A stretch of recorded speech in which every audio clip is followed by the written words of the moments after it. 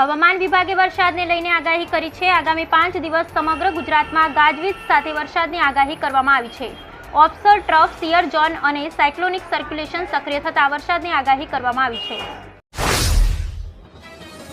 બાંગ્લાદેશમાં આરક્ષણને લઈને વિદ્યાર્થીઓ અને યુવાનો દ્વારા ચાલી રહેલો આ વિરોધ શાસક સરકાર માટે એક મોટા સંકટ તરીકે ઉભરી આવ્યો છે।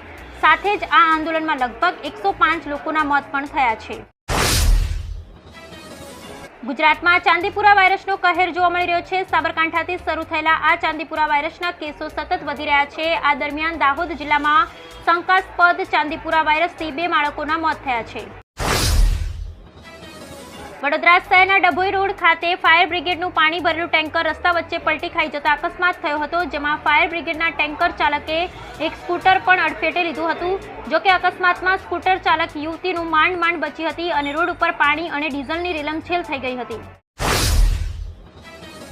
વાઘોડિયા રોડ પર નારાયણ વિદ્યાલય દિવાલ ધરાશયી થતા ઘાયલ વિદ્યાર્થી સાથે 1400ના જીવ જોખમમાં મૂકી શાળા ચલાવાઈ રહી હતી। આ અંગે શાળાના ટ્રસ્ટી મંડળ અને શાળાના મકાનના માલિકો જાણવા હોવા છતાં વિદ્યાર્થીઓના જીવન સાથે ચેડા કરતા અટક્યા ન હતા।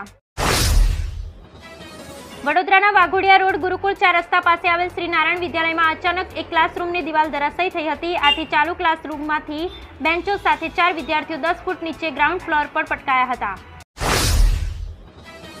ડોલવણ તાલુકાના ધાણી ગામે શ્રી ધાણી દૂધ ઉત્પાદક સહકારી મંડળી લિમિટેડની વાર્ષિક સભા પેટા કાયદાના બંધારણના ભાગરૂપે મંડળીના મકાનમાં યોજાઈ હતી। સભામાં અહેવાલના અનુસંધાનમાં વાર્ષિક હિસાબોનું વાંચન કરી મંજૂર કરાયા હતા। ત્યારબાદ આગામી 5 વર્ષ માટે સભાસદો દ્વારા કમિટીની રચના કરવામાં આવી હતી। રાચરડામાં હનુમાનજીનું એવું સૌપ્રથમ મંદિર તૈયાર કરવામાં આવ્યું છે, જેમાં હનુમાનજી વિશ્રામ મુદ્રામાં છે। રાજસ્થાનના ગુલાબી પથ્થરમાંથી તૈયાર કરાયેલા આ મંદિરમાં હનુમાન દાદાની 6 ફૂટ લાંબી અને 4 ફૂટ પહોળી 1.5 ટન વજનની મૂર્તિનું પ્રાણ પ્રતિષ્ઠા કરાશે। ગુજરાત ભાજપના પ્રદેશ પ્રમુખ CR પાટીલને કેન્દ્રમાં મંત્રી બનાવ્યા બાદ પ્રદેશ પ્રમુખ કોણ બનશે તેની સતત ચર્ચા ચાલી રહી છે। જોકે હજી સુધી ભારતીય જનતા પાર્ટીએ આ મામલે કોઈ નિર્ણય લીધો નથી, પરંતુ પક્ષની અંદર કાર્યકર્તાઓમાં જુદા જુદા નામો ચર્ચાઈ રહ્યા છે।